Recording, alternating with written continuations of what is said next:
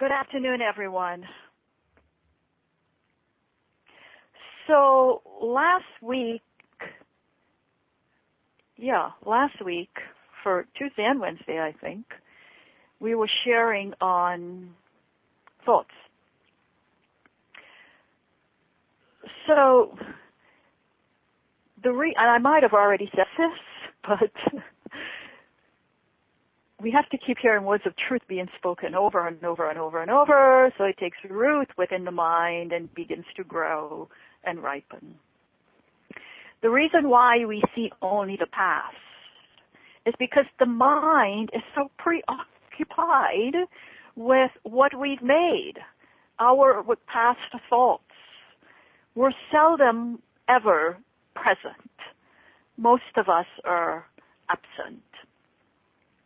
You can only free yourself from what you've made by being in the now. You are seeing only your thoughts projected outward, and this preoccupation is the cause of the misconception about time from which we see suffering. It takes mind training to keep God in everything you do. Keep God in everything you see. Time is what prevents the light from reaching us.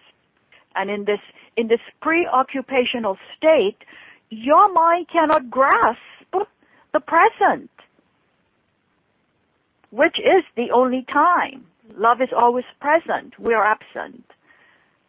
The mind cannot understand time. In fact, it cannot understand anything. When the mind is engaged in past thoughts, you're not even thinking. Because to think is to be pure energy, present thoughts. If you're thinking of the past, you're thinking of. And what is the Course teaching us? Forgive us our illusions. Forgive us our wrongs, our beliefs, and help us to accept our true reality, our true relationship with yourself. Help us to accept what is real. You forgive, not through action, not through doing, not through trying, and above all, not through studying the world and struggling to survive as a body. Those in survival mode have no time for anything. They're too busy surviving. There's nothing you can do to change anything in the world. Your world represents your thoughts. The world is but an effect. The effect is the experience. There's no effect without a cause. Cause is thought. So changing your thinking means to think only with God. So it's up to us to keep God in everything you see and keep God in everything you do. You cannot fail. You cannot fail to forgive and be what you are. We don't have to become what we are. We already are. Light. Beams of light. Prisms of light. So what can we do? You simply experience your life. And if we can do that, you would not plan one moment in the future.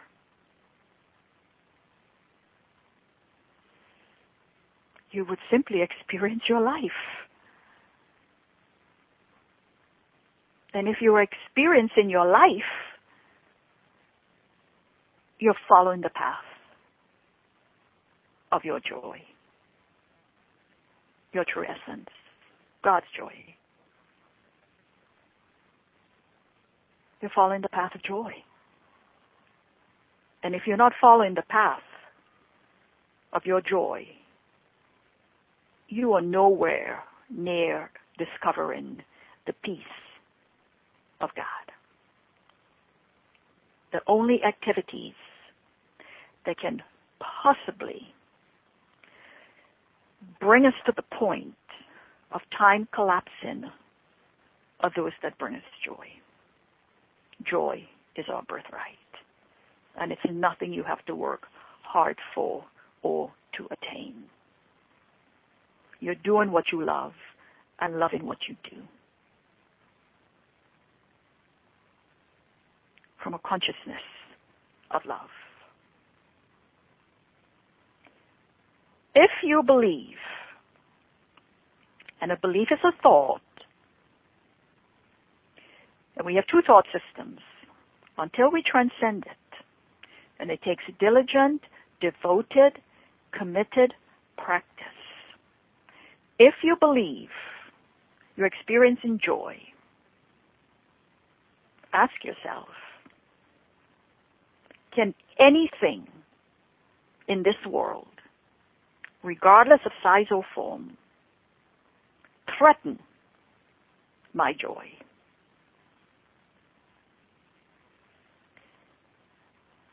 And if the answer is yes, then it's not the joy of God. You are still in the grips of the false self, the ego, clamoring and crying out to be heard, and trying to convince us somewhere that it exists,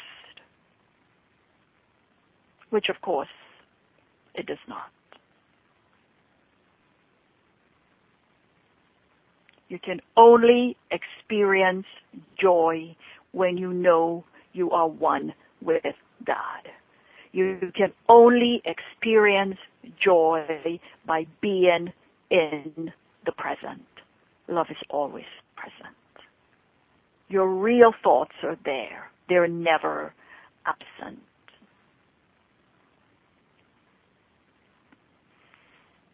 So what do we do?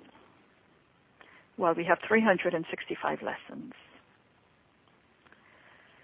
And we have many opportunities throughout the day to take a break, rest your quiet mind, and enter into the silence so you can hear your real thoughts. There's nothing for you to make happen. You cannot figure it out. You cannot discover your true self while in bondage. You cannot even dialogue and discover what it is. And you cannot give it as an experience to someone else. The only thing you can do is to go inward, enter into the silence. And in that silence, in that stillness, you will hear the still voice of your true self speaking to you in the silence. And then you gain single vision. Let thine eye be single. And in that moment, you will no longer see a world of illusions. Illusions are beliefs in what is not real. Illusions will pass away, including the illusion of time. Time is the great illusion. And in that moment, you have awakened. The awakened mind knows itself, its source, and its wholeness. So can we, yes we can, free our mind of the myriad of distractions and interruptions that occupy us and keep us floating on the surface? You want to harness the energy of silence. When the mind is emptied of all judgments, concepts, and desires, what remains is what has always been there. Pure love. Purity of heart. And unless we awaken to the joy within us, what do? We keep searching. You live in the state your mind is in. Nothing can threaten the essence of what we are. Nothing can threaten your joy. Joy is your birthright, and it's your divine right. And you are here to experience yourself as you were created and as you are. So a sleeping mind must awaken. This is why the Buddha was asked, are you an angel? No. Are you God? No. What are you then? The Buddha smiled. I am awake. I am awake. Spirit, we're beams of light, prisms of light, reflecting mirror consciousness in this mundane, man-made human world of form. The route is always there, and it's always open.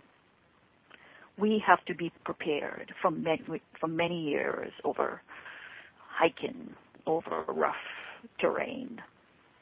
Yes, some attractive detours may distract us, and distractions are ego devices for impeding our learning progress, because the ego's function is to keep us in time. All we need is willingness to stay on the road and move forward. And I know you've heard me say, I've been on this path for 27 years. This is my 28th year, I think, and I've never missed a day of practice. Practice, practice. Thoughts rule creation, and creation is complete. You are complete.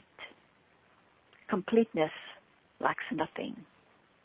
You are complete thought, a whole, complete thought in the mind of God. And creation is sharing. And sharing is knowing. And creation is the sum of God's thoughts in number infinite. And the world represents a thought of God. Because all of the universe is thought energy. And energy is neither created nor is it destroyed. It just simply is. Everything is an idea. An idea is a thought to which you give meaning of your own according to your state of mind.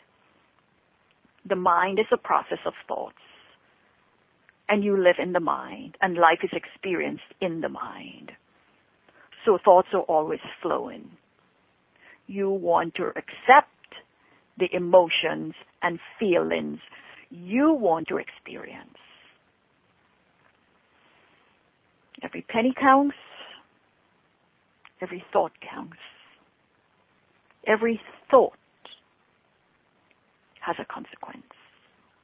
And every thought makes an impression on your consciousness. Your consciousness is your world. Your world represents your thoughts.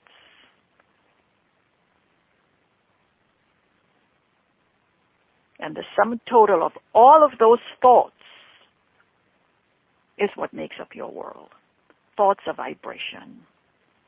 And thoughts begin in the mind of the thinker, and then they extend outward. Our real thoughts are there. They're beyond time. They're slow, sound, kind, deep, and well-directed because they have a higher vibration. The thoughts we've made are of a lower vibration. They're fast and sick. You're not giving up anything, only what you don't want. All you're doing is letting go of what stands in the way of love. You're releasing yourself from the slavery of illusions. We're slaves to time and human destiny. And what does the Course teaches us?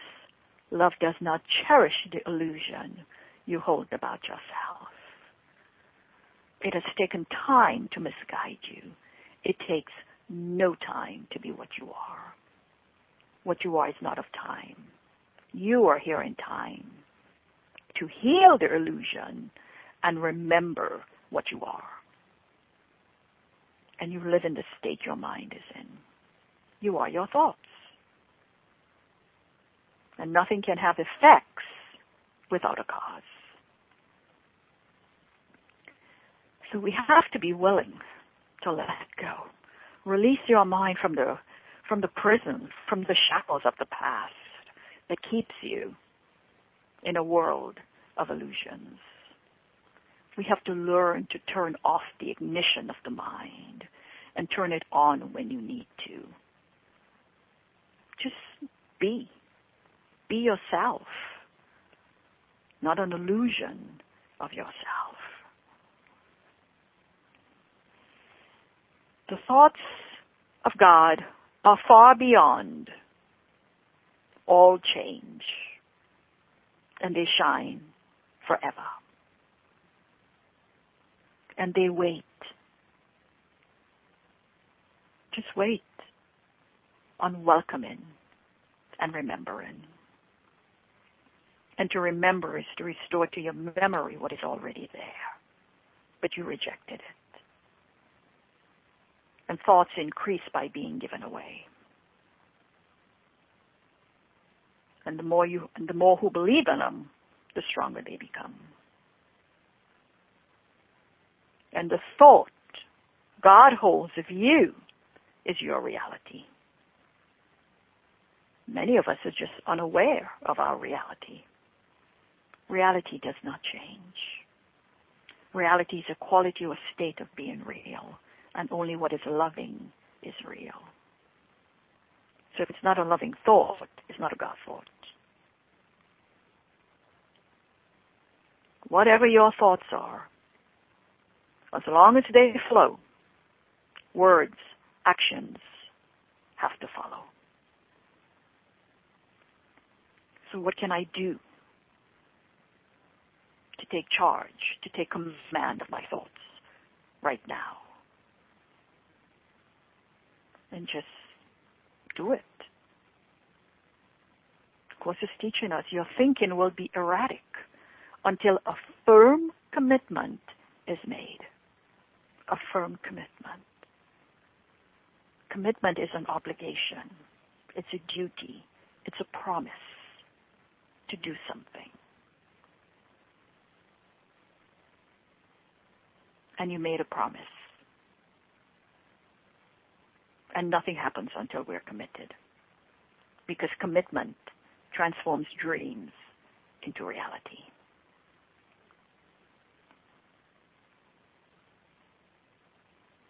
The world we see with the body's eyes is a world of sick illusions.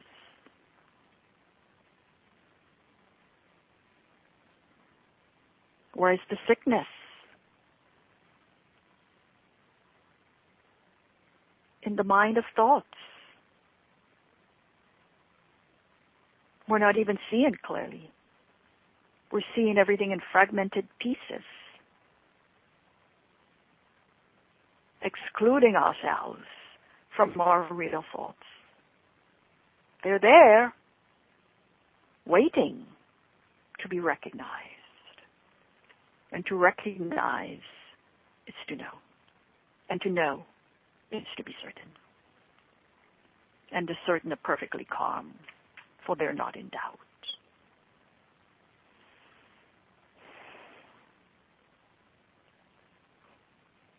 Universal mind has tossed us a lifeline. Just grab a hold of it and float effortlessly. Effortlessly. Offer no resistance. Where you're going is better than where you've been.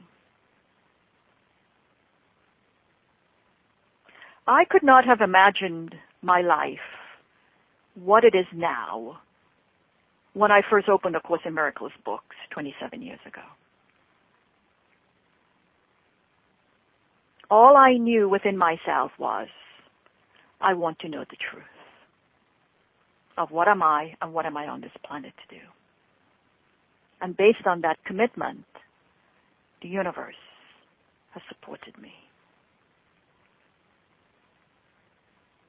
And all we have to do is to decide, whom do you want to serve?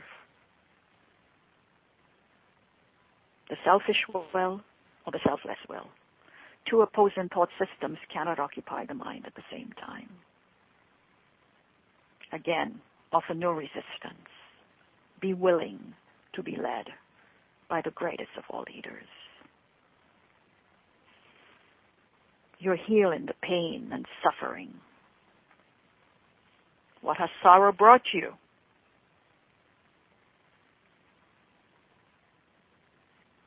Fear and sickness cannot enter into our mind that has given itself to love.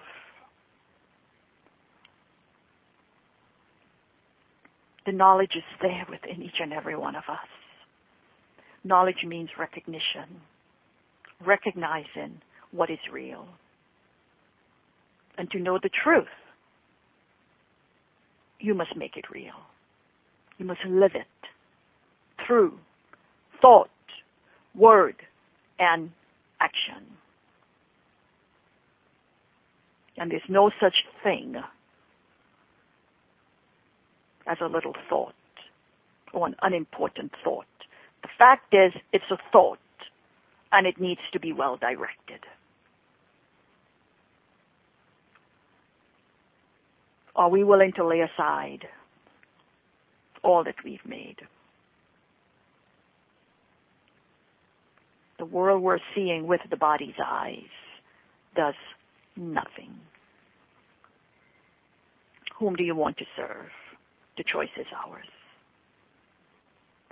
It's not our task to search for love.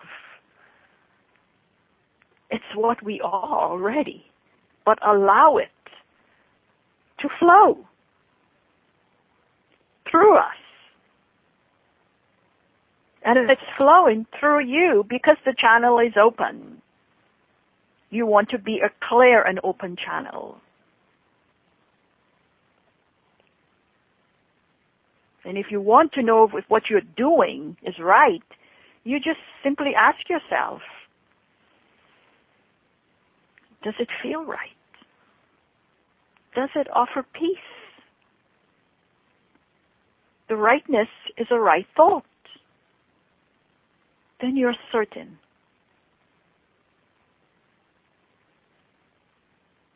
Certainty is of God.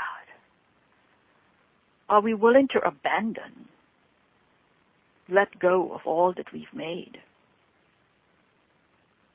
and take up residence in your natural home? There's no need to compromise or adjust. Adjustments of any kind are of the ego. You're removing the blocks that's blocking the awareness of the presence of love.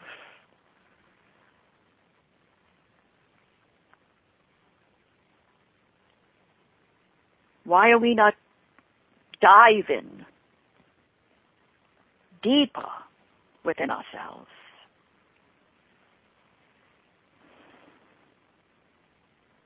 Because the external world has us mesmerized and in grips. Because we're more concerned with things on the outside to deplete our energy than we're knowing the truth and remembering our joy. We create the illusion of aloneness. Can we just be? Just be. Being is the language of the soul. So whatever is manifesting in your life right now is affected by how you receive it. We have to trust in the creative action of life. You think with thought, you see with thought. You see what your thoughts are projecting. Projection makes perception. You see what you want to see according to your state of mind. Eyes that look are common. Eyes that see are rare.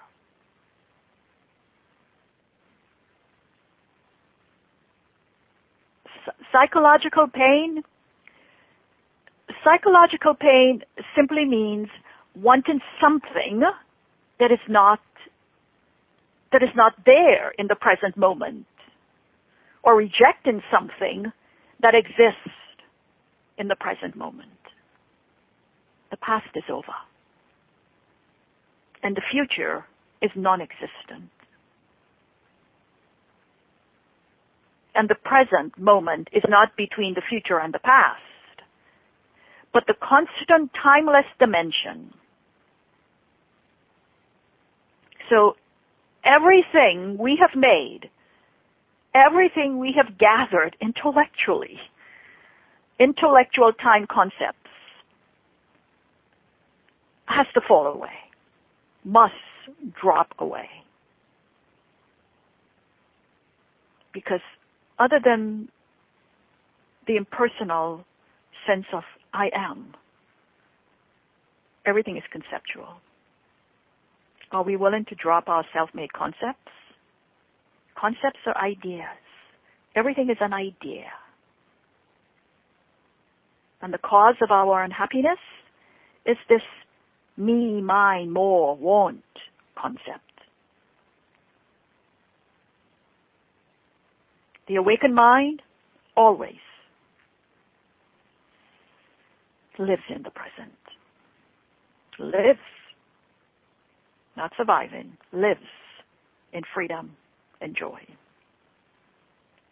Every perceived problem is an opportunity to extinguish the selfish will.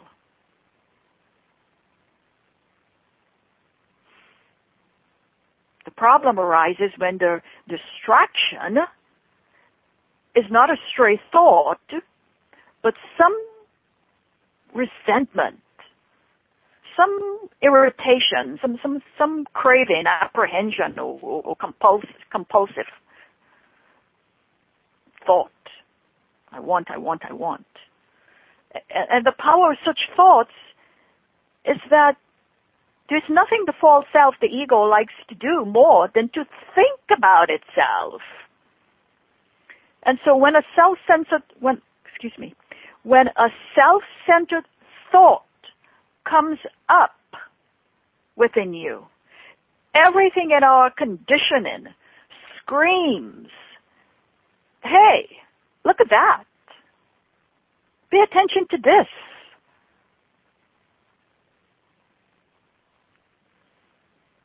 This is where you exercise diligence. Transmute the thought. You have the power. This is where the mantra takes hold. The connection between the thought and your attention is broken.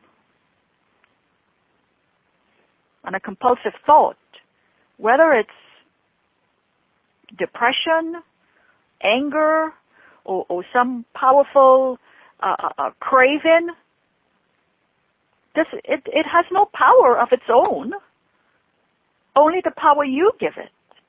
only the attention you give it. So when we can withdraw our attention, the thought, from the thought or the desire, it's helpless to compel you into some action.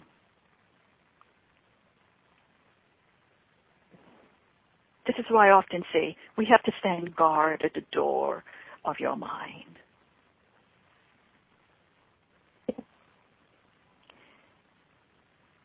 Breaking through, which is what many of us are yearning for, a breakthrough. Breaking through to a deeper level of consciousness is like trying to open a door that keeps banging shut. You can go through the door by refusing the selfish will, which shows up in some form of selfish activity that benefits no one but you.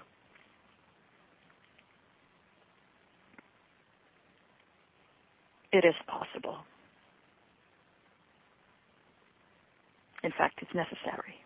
And we can live completely in the present, free from the prison of the past, with its haunting memories and vain regrets.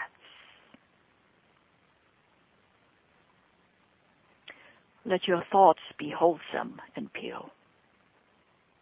Thoughts are seeds. You're planting seeds into your consciousness. How long is it going to take, we ask, for them to grow and ripen? Well, it has nothing to do with time, since time is the great illusion. They will grow and ripen according to your willingness.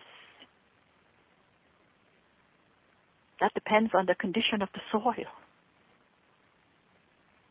They will grow according to your devotion, your desire, your dedication, your commitment.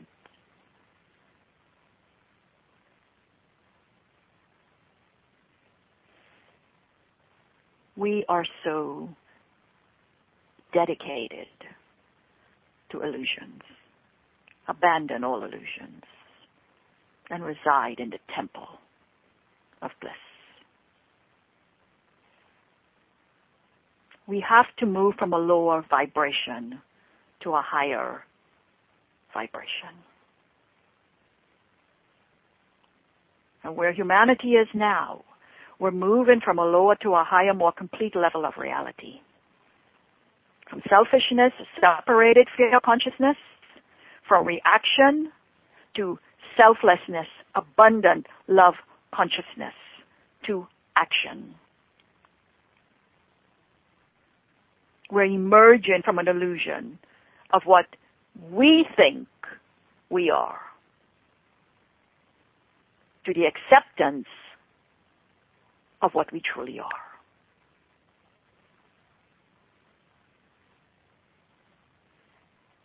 Do not compromise. Don't even adjust. There's nothing to adjust. Adjustments of any kind are of the ego. You're removing the blocks that's blocking the awareness of the presence of love. And love is always present. We are absent. Why are we not diving deeper?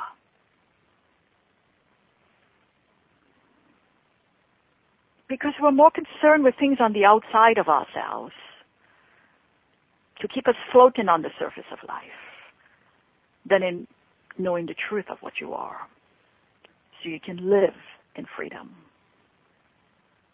Whatever is manifesting in your life right now is affected by how you receive it. Trust has to be our foundation. We must know that we are worthy to receive.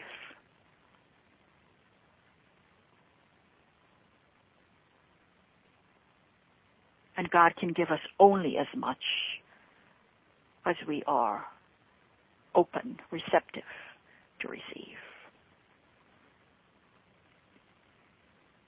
Material form is how spirit manifests itself in millions and billions and trillions of different forms. To accept is to allow. You're allowing the abundance, love is our abundance, to flow without interruption. You're using creative law. Love is the law. And when we use the law correctly, everything we desire comes into manifestation. You attract the substance to you. You become like a magnet. We just have to be certain that you're using thoughts to co-create and not miscreate. When you co-create, you're in joy. When we miscreate, we're in pain.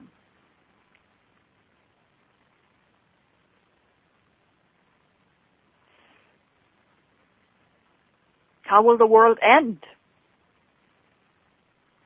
The world represents your thoughts. The world will end when you reverse your thoughts. Are you willing to be transformed by the renewing of your mind? It's a new mind that's open to receive the gifts of God.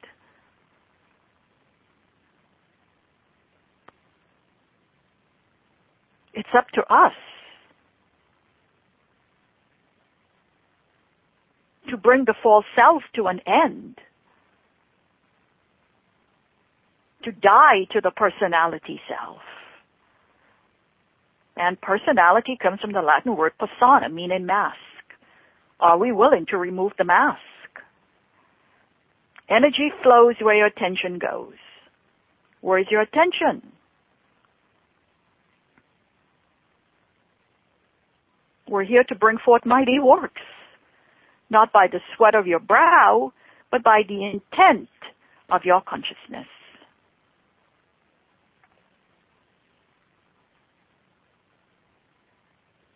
I see what I expect, and I expect what I invite.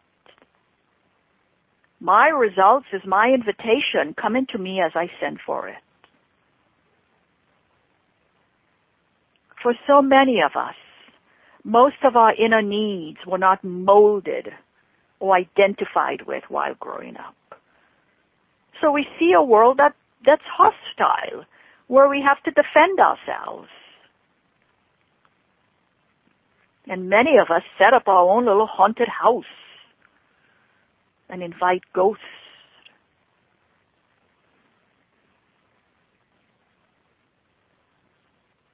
The world of light is within us.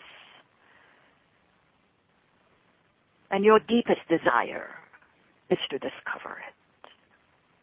You do the inner work, the outer will manifest. There must be an inner working of prosperous ideas before there can be an outworking of prosperous results.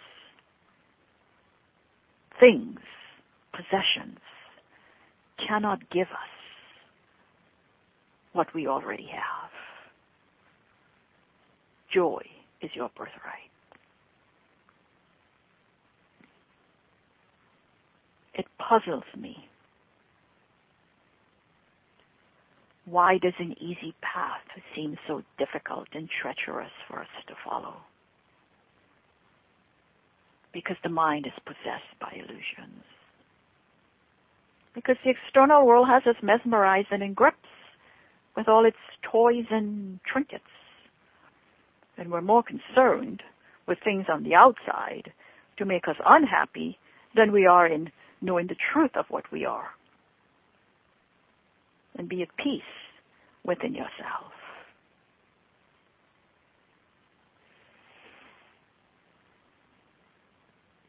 Our selfish desires keep us in a prison, boxed in and suffering, selfishly attached to the form. When we have selfish desires, compulsive desires, what goes on in the mind is must have it, gotta have it, need it, want it, then all of our attention goes into satisfying that desire. So every time you can turn against a strong desire, you're letting go. You're letting go. You're training your mind to remember what is real. Remember, it's been running rampant for so long. You can't expect it to be healed in a day or two. What is it the Buddha says? The Buddha says, there's nothing so disobedient as an undisciplined mind. And there's nothing so obedient as a disciplined mind.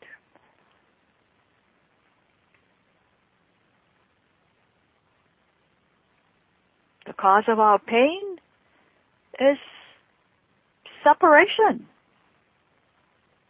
from our real thoughts. Not the body, which is the effect. We're all subject to the laws of cause and effect. But just as you can fill a bucket drop by drop, you can transform your thoughts one thought at a time. This is another cycle we're going through. It's another cycle in your development. It's a clearing of old dense energies and raising your vibration, opening to your immaculate concepts, holy newness.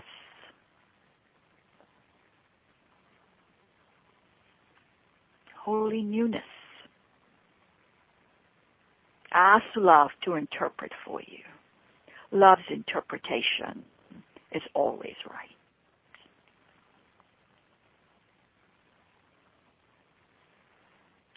You know, there's a story of the Buddha again. Once when the Buddha was told that one of his disciples was having trouble, he went to the young man's room to see what the problem was. This young man had been born in a rich family, and he had been trained in music. So he still kept his veena in the corner of his room. When the Buddha entered, he saw the veena and said, "Let me see if I can play your veena." The disciple reluctantly brought it forward. He did not know that the Buddha had been an expert musician. The Buddha tightened the strings of the veena until they were about to break. And the disciple protested. He said, "You're not supposed to tighten the strings like that, Blessed One. They will break." So the Buddha, with tender cunning, said, "Oh, yes. Then should I make them loose?" And he loosened all the strings until they couldn't be played at all. "Here, let me do it for you, Blessed One," said the disciple, and he adjusted them. They're now just right, neither too tight nor too loose. The Buddha smiled. "Yes, you see, that is what my path is. Just right. Neither too tight, neither too loose."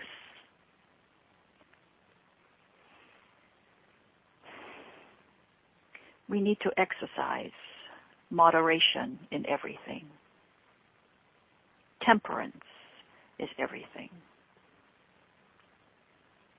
Everything is to be used, not abused. Nothing belongs to us. Everything is borrowed and has to be returned. And that includes your physical body. When we overeat or indulge, the body is saying, oh, please don't do that to me. Please don't hurt me. We punish the body because the mind is sick. The sickness is our thoughts. So we have to be willing to let go of what we've made. Look within. That is where your strength and freedom lies. Not in seeing yourself as a physical body subject to the passage of time.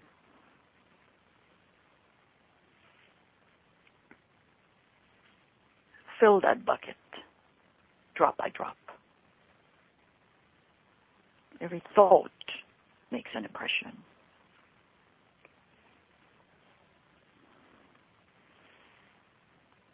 Love which brought us here will not forsake us. And it's not the form of anything that matters, but the thought behind the form, because the thought is more powerful. Your real thoughts are not of time.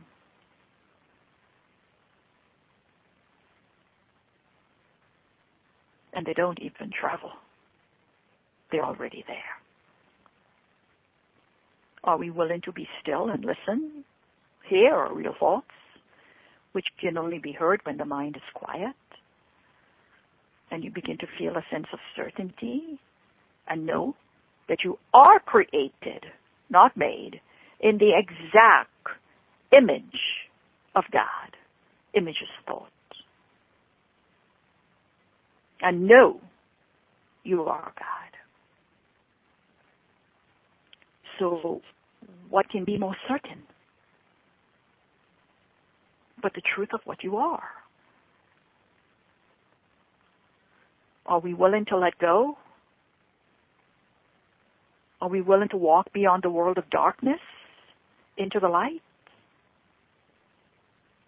Since you are the living light? And accept the truth of what you are, to thine own self be true? Or remain floating on the surface, where you're not really living life. You're just seeing everything in fragmented pieces, and to fragment is to exclude. You want to go beneath the surface. You want to yield to the fullness of life and go beneath the surface and unite with your true self. And in uniting, you ignite the fire that burns within you. Never, never, never stop feeding the fire.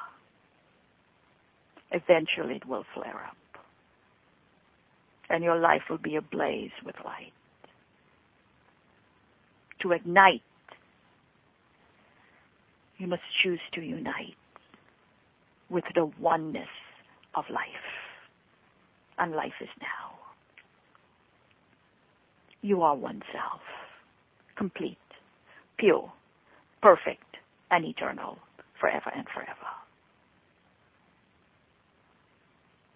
You want to breathe the cosmic life force and be an outlet of expression and expansion.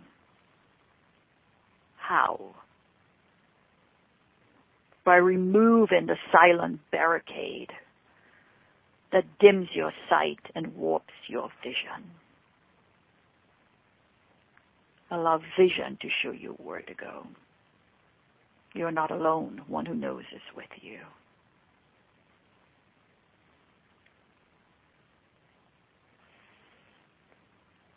feel a sense of release and relief. Let go of the arrogance that robs you of your innocence. The arrogant cling to words because they're afraid to go beyond the words. The innocent mind is not.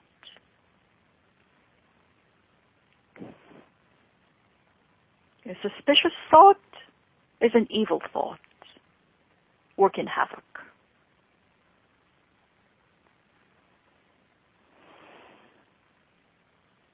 And again, no one can give us what we already have.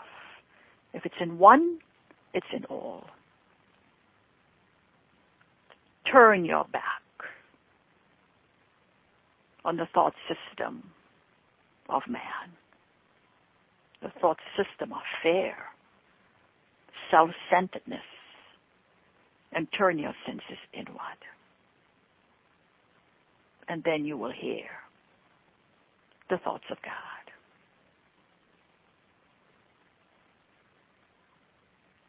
And the Course is teaching us, use the signs and symbols of the world, but don't be deceived by the form.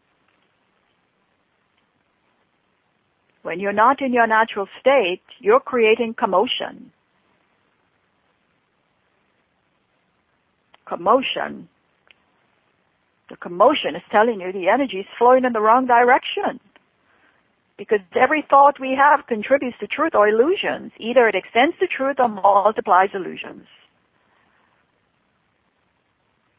Are we willing to stop our searching? The Thoughts of God is not a book. You're using the book as an aid. It's a tool to draw out what is already there.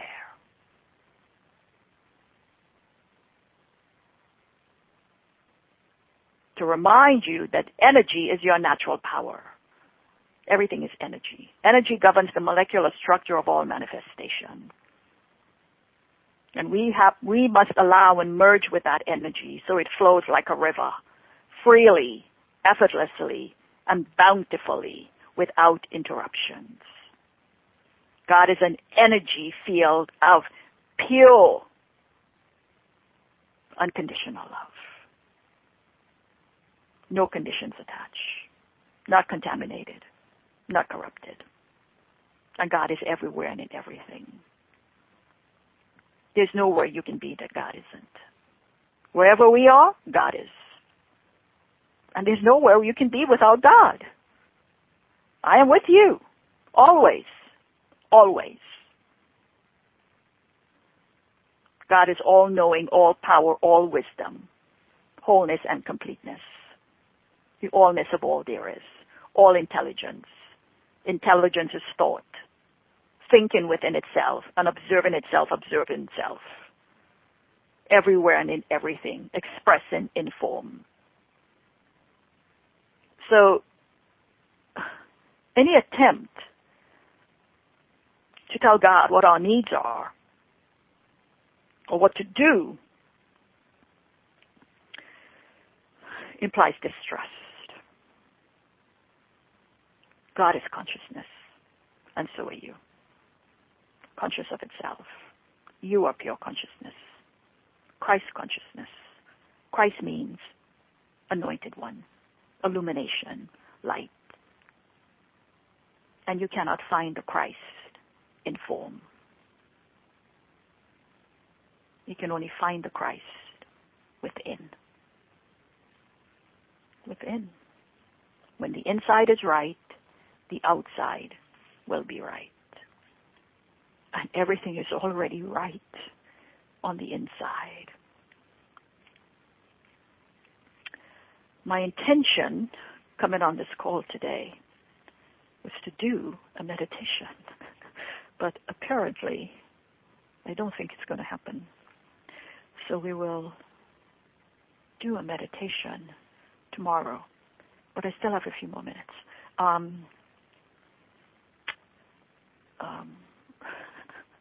What was I going to say?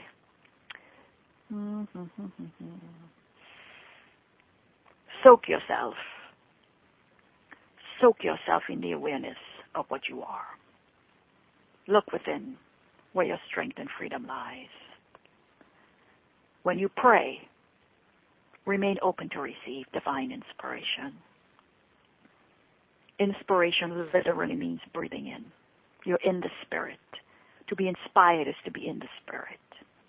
And when you're praying for something in particular, whether it's money, employment, a friend, a home, or whatever it is, just know there's no lack in the universe.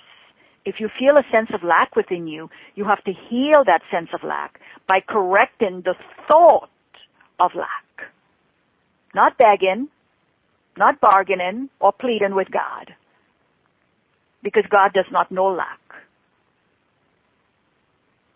And God cannot give what God does not have.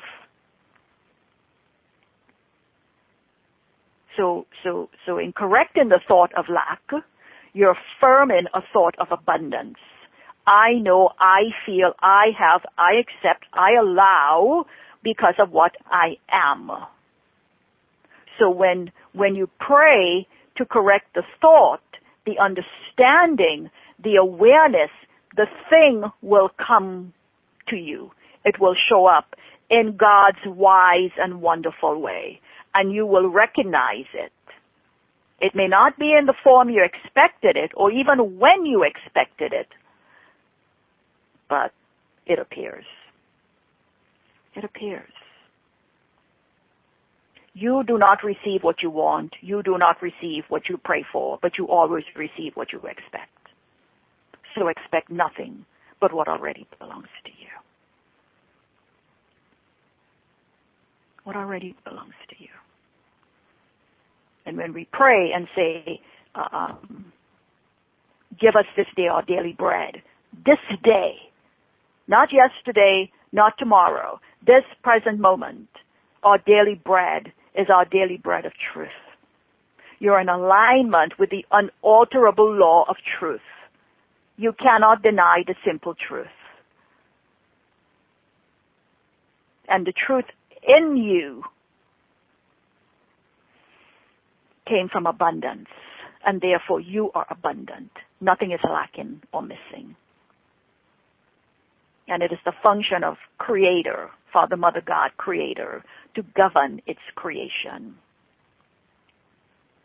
Man lives not by bread alone, but by every word that proceeds from his mouth, every word of truth. You were born out of abundance. Love is your abundance.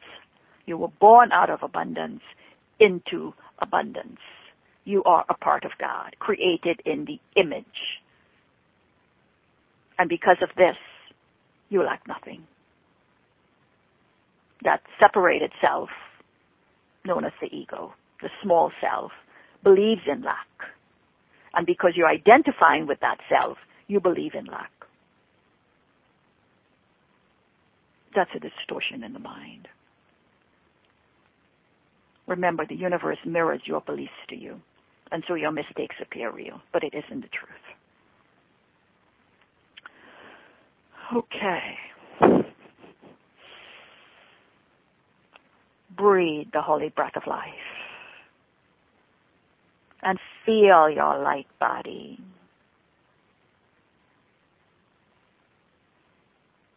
Embrace the essence of what you are. Light eternal. The divine light descends upon us all, and we are purified, grateful, and blessed. For this we give thanks. Rest in quiet light. Thank you, Lynn. Love you all. Happy birthday, Dove. Thank you, Veronica. I love you too. And thank you for being with us here today on the phone.